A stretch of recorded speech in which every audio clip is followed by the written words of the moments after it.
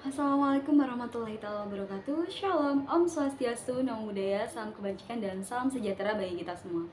Hello everyone, di sini saya Nandini Fitriatul Iza dengan NIM 13121000117 dengan rekan saya Satria Tegar Putra Hamzah dengan NIM 13121000177 ingin menjelaskan sedikit dalam video kali ini tentang integrasi nasional.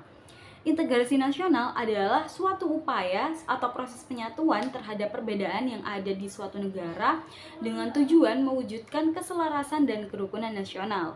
Perbedaan yang dimaksud di sini adalah meliputi ras, suku, etnis, budaya, agama, dan lain-lain. Dalam mewujudkan integrasi nasional diperlukan keseriusan dan peran serta dari seluruh elemen, baik itu dari pemerintah maupun masyarakat. Apabila seluruh pihak berpartisipasi aktif, maka integrasi nasional dapat diwujudkan. Upaya mewujudkan integrasi nasional bisa jadi tidak mudah dan diiringi ancaman. Ancaman integrasi nasional bisa muncul kapan saja dari sosial budaya, pertahanan, maupun keamanan. Potensi terhadap ancaman integrasi nasional di bidang sosial budaya dapat dibedakan menjadi dua, yaitu ancaman dari dalam maupun ancaman dari luar. Isu-isu yang demikian permasalahan seperti separatisme, terorisme, dan bencana akibat perbuatan manusia inilah yang nantinya akan mengancam persatuan dan kesatuan antar sesama bangsa. Nah, di sini saya akan menjelaskan sedikit ancaman dari luar di bidang sosial budaya.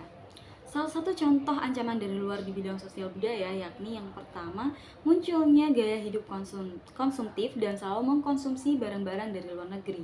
Nah, salah satu sifat ini adalah sifat yang sepertinya kebanyakan di Indonesia sendiri itu sudah banyak terjadi. Gaya konsumtif dan selalu mengkonsumsi barang-barang dari luar negeri ini adalah salah satu hal yang sulit diatasi sepertinya, karena kebanyakan orang Indonesia memang mengkonsumsi barang-barang dari luar negeri tanpa menjunjung tinggi suatu nilai lokal dari budaya kita sendiri. Dan yang kedua adalah munculnya sifat hedonisme, yakni kenikmatan pribadi dianggap sebagai suatu nilai hidup tertinggi. Di sini sepertinya memang seperti itu ya. Sifat hedonisme sangat sulit dihilangkan karena memang sudah menjadi nilai rata penduduk di Indonesia. Yang ketiga adalah adanya sikap individualisme, yaitu sikap selalu mementingkan diri sendiri dan serta memandang orang lain itu tidak ada dan tidak bermakna. Sepertinya hal ini juga cukup kebanyakan di Indonesia memang memiliki sikap individualisme, di mana setiap orang itu tidak peduli akan kehadiran orang lain atau apapun itu, terlebih di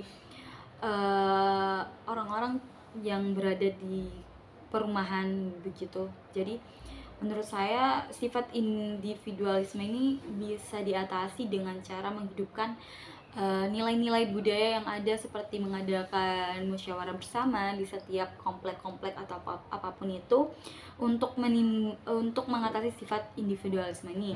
Dan yang keempat adalah munculnya gejala westernisasi, yaitu gaya hidup yang selalu berorientasi kepada budaya barat tanpa diseleksi terlebih dahulu.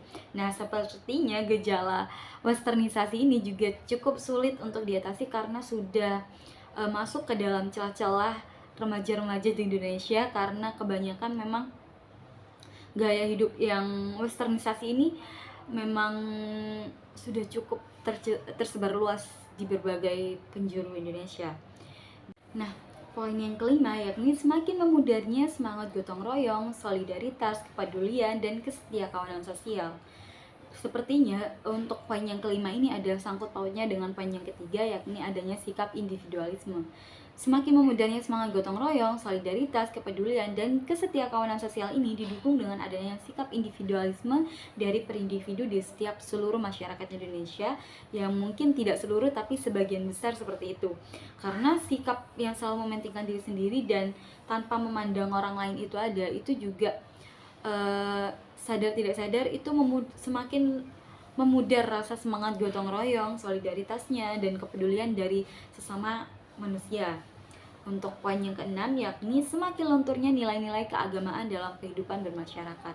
Jadi memang untuk remaja-remaja yang sekarang mungkin tidak semuanya, tapi sebagian besar itu luntur untuk nilai-nilai keagamaan serta peran-peran dalam setiap keagamaan dari seluruh dalam berkehidupan bangsa dan bernegara.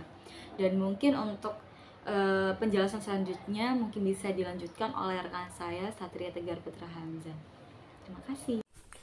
Ancaman di bidang sosial budaya dapat diatasi dengan cara: yang pertama, penguasaan ilmu pengetahuan dan teknologi yang diimbangi dengan penguatan iman dan takwa. Kemudian yang kedua, penguatan tentang budaya dan wawasan Nusantara melalui pendidikan formal. Dan poin ketiga, meningkatkan rasa nasionalisme dan menguatkan konsep Bhinneka Tunggal Ika sendiri kepada setiap lapisan masyarakat. Kemudian yang keempat, melakukan penyaringan budaya dengan menggunakan nilai-nilai yang terkandung dalam Pancasila. Dalam hal ini, kelompok saya mengambil isu kurangnya rasa saling menghargai antar sesama bangsa dan mulai mengikuti budaya barat yang lebih condong kepada sikap individualisme dan hedonisme. Ancaman-ancaman integritas ini harus sangat diperhatikan karena adanya dampak besar bagi budaya lokal bangsa Indonesia itu sendiri yang menyebabkan efek dari ancaman integritas ini makin meningkat. Peningkatan ini sangat signifikan dan dapat dijumpai di kalangan muda. Karena luasnya cakupan pengaksesan dunia maya membuat budaya asing ini menjadi panutan dan tiruan bagi kalangan generasi muda. Kemudian dari hasil yang kami diskusikan bahwa penyelesaian ini dapat diambil dengan cara menumbuhkan sikap patriotik di setiap lapisan masyarakat Indonesia. Sikap ini dimulai dari sesuatu hal yang kecil, seperti mengetahui bahwa gotong royong adalah suatu budaya bangsa Indonesia yang harus dilestarikan, dan mengetahui norma-norma yang menjadi pedoman bagi masyarakat Indonesia yang diajarkan secara turun-menurun dari generasi ke generasi agar tidak hilang nilai luhur dari suatu bangsa itu sendiri. Sumber yang kami ambil adalah dari kompas.com dan juga Tirto ID. Sekian dari kelompok kami. Apabila ada salah kata ataupun kurang dari pemateri, saya mohon maaf. Assalamualaikum warahmatullahi wabarakatuh.